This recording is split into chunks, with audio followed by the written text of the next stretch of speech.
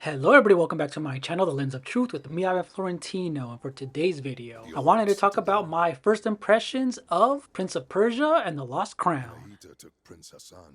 And this is gameplay footage from the Switch version. But before we get started, if you're new to my channel, hit that like button, ring the bell, leave a comment, and let's get to it. Even in the darkest hour, do not lose hope.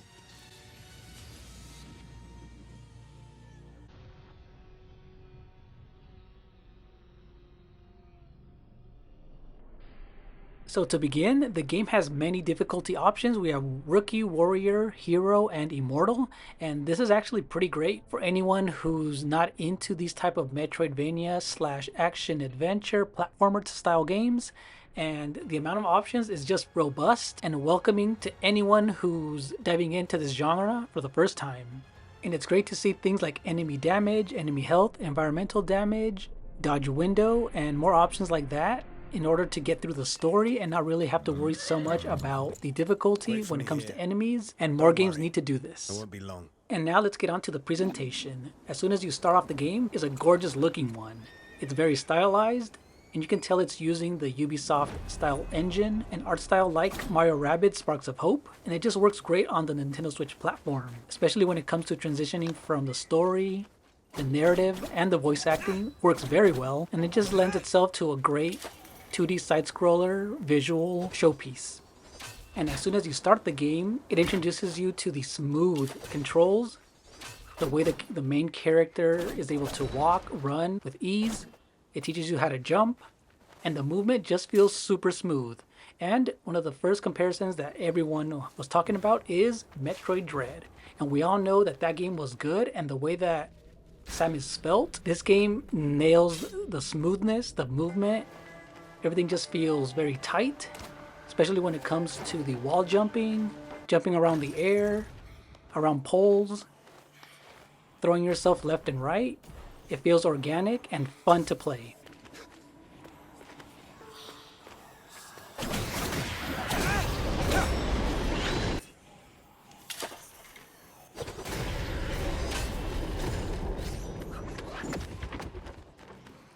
And even when it comes to the cast of characters and their voice acting, which is very well done, this is actually one of those stories that I'm intrigued to see what else will happen, what's going to happen next. Is one that you have to check out, especially since the demo's out on a lot of platforms.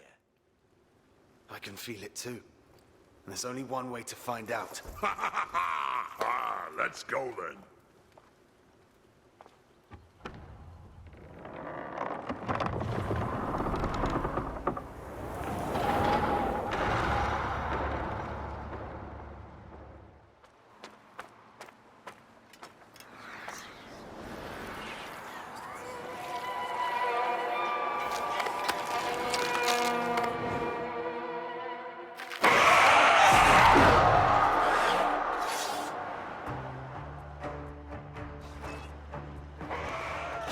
And not even 10 minutes into the game, you'll get to see how tight the action combat is. You're going to see a lot of undead enemies, they will attack you, and you have opportunities to parry, which is super fun, exactly like Metroid Dread. You'll see this yellow highlight flash, and that's your chance to parry and start doing damage with your blades.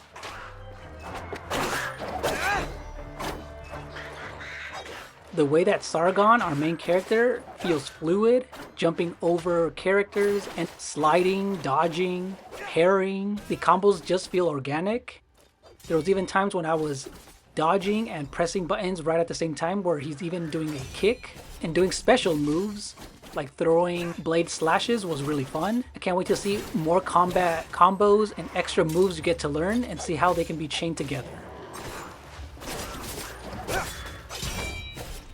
And finally, you even have a bow attack. These range attacks are very helpful for flying enemies like bats and enemies attacking from above or below you. And you can even hold down the button to do a chakram style boomerang attack. towards the bottom right using X. You have a limited amount of arrows, and collecting more will refill them. So using this in combination with your normal attacks makes for a great fluid combat system. And can I just say, going through the air with your forward movement speed, running against the wall, is such a cool move. A classic from the 3D Prince of Persia games.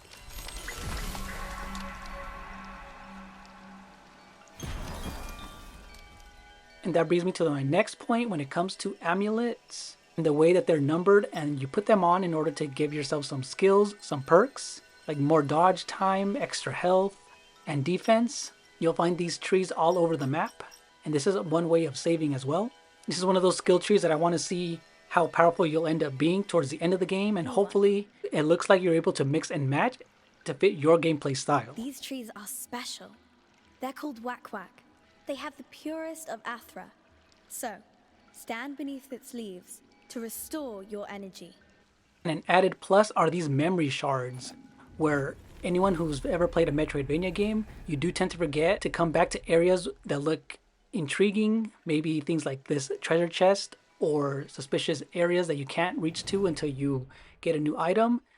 This helps you to capture a screenshot of this area, and you're able to come back, and the map overall looks detailed, and I can't wait to use this in areas, because we all know that Metroidvania games are fun whenever you unlock a new ability, you come back, and the area expands even further. So this was a great idea, and hopefully future games like this use it a lot more. So for my final thoughts, playing this on the Nintendo Switch, it runs smooth at 60 frames per second. There is a small transition lag, but nothing too irritating. Everything runs pretty much smooth. And it looks great on the Nintendo Switch OLED as well. It plays perfectly. It looks amazing with the deep rich colors and dark blacks. I can't wait for this game, and let me know what you think in the comment section below about this game. Have you tried out the demo, and will you be getting it? Thank you so much for watching, and see you later. Bye.